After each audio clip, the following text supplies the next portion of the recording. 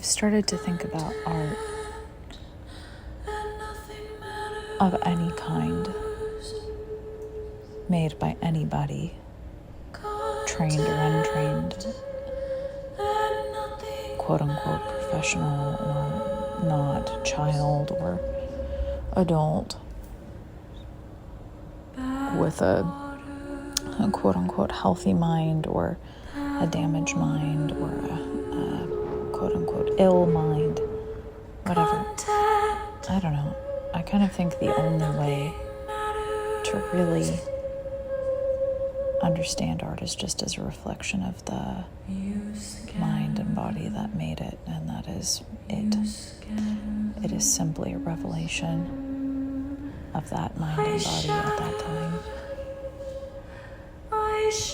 And we convince ourselves of lots of things, of all kinds of meaning,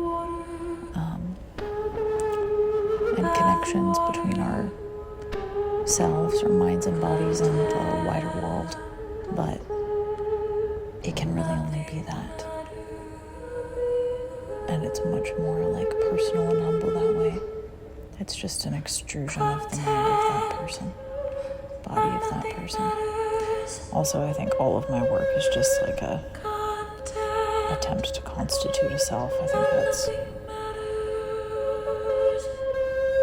that's where my mind almost always is. It's where my body almost always is, trying to constitute itself, define itself, make itself, and that's really what all of the work is about too. Bye.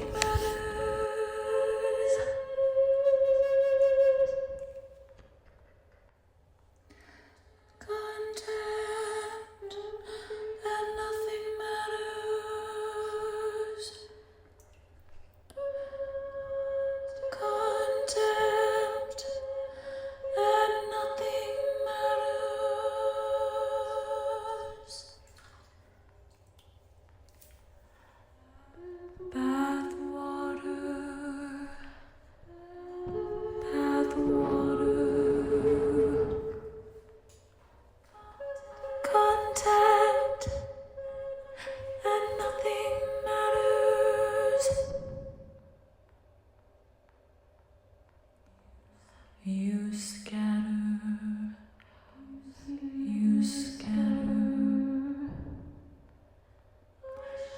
I shatter, I shatter. Bath water, bath water. Contempt, nothing matters.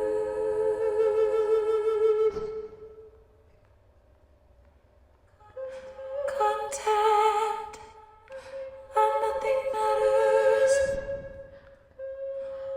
Contempt, and nothing matters. Bath water, bath water. Contempt, and nothing matters.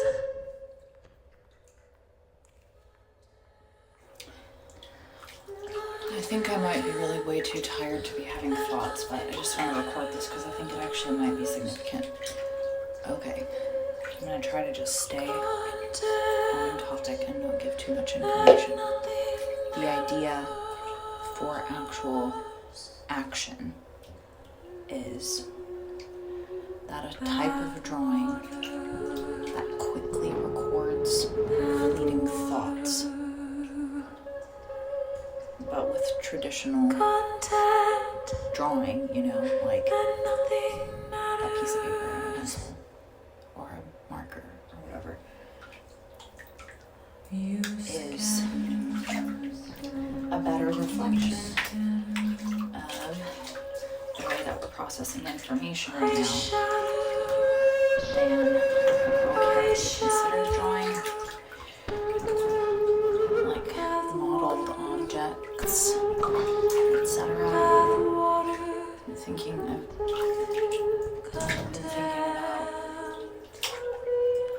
this morning I taught the section on research on Core 2 to introduce that section, so I was looking at all of the artists associated with those ideas that were selected by the people who designed the course, and there are a lot of them. You know, it's like probably the most interesting artists to me that we've looked at, because they're like the institutional critique artists, and I find myself again in this really uncomfortable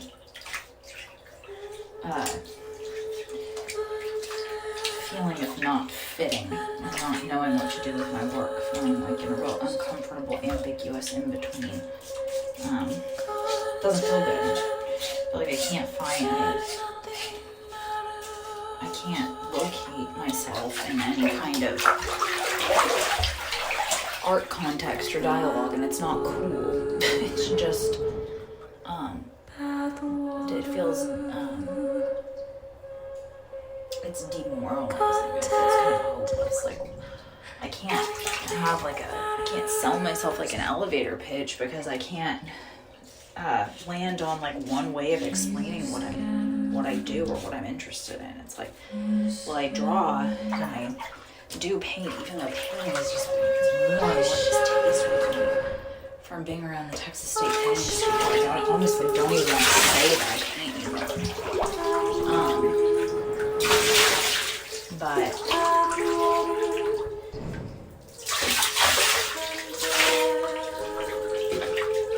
I do those things, and I find, like, you know, there's something about those processes, not in their dumb form, not in their dumb form, but in their most honest form. Hard to define that. That's been the most, you know, that's essential for me. I feel really dissatisfied if I don't have that. And on the same topic, like, or by the same token, or whatever you want to say, I feel the same way about ideas. I'm very unsatisfied by practices that don't address the biggest possible ideas.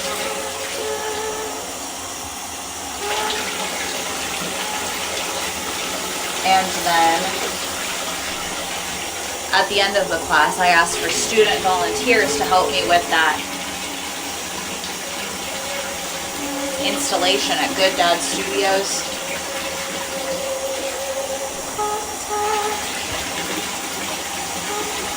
And I was showing my installation and thinking about the installation, and like, I think one of the reasons why, it's what made me think of this, I think one of the reasons why people really like that work is because it's not because of the drawing necessarily, it's because of that it's easier for people to latch on to briefer thoughts. It's easier for people to latch on to briefer thoughts in a way that's genuine and personal, and that doesn't just come from admiring skill, which is, I think, how we mostly relate to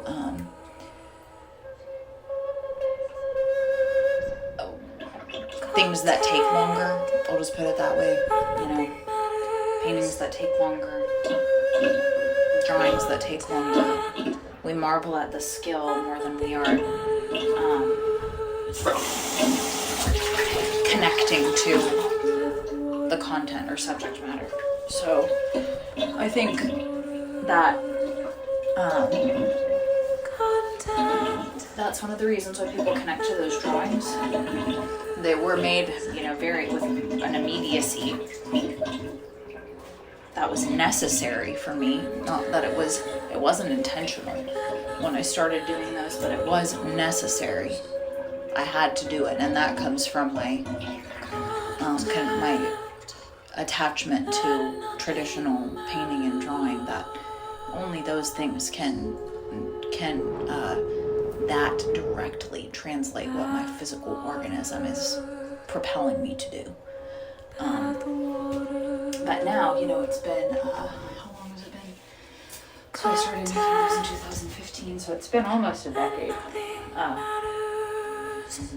And I continue to make drawings in the vein of those. They've developed a lot. But they're no longer unintentional. There's a knowing to how I'm making them now. And I actually I'm not the same person anymore. I've developed as a person, and I don't have that same like kind of wild desperation. Still desperate, but not as lower energy because of various health issues. So everything is physically slowed down. There's less like wild fantasy and imagination. There's more staid quality. I don't know, but I think the brevity of the mark and the meaning makes it more legible to an audience that is used to seeing things that are brief. And it would be much more important to me to connect with people at the level of the heart and soul, whatever you want to call it, on a personal ground than to have whatever I've done admired. So that's me defining goals more clearly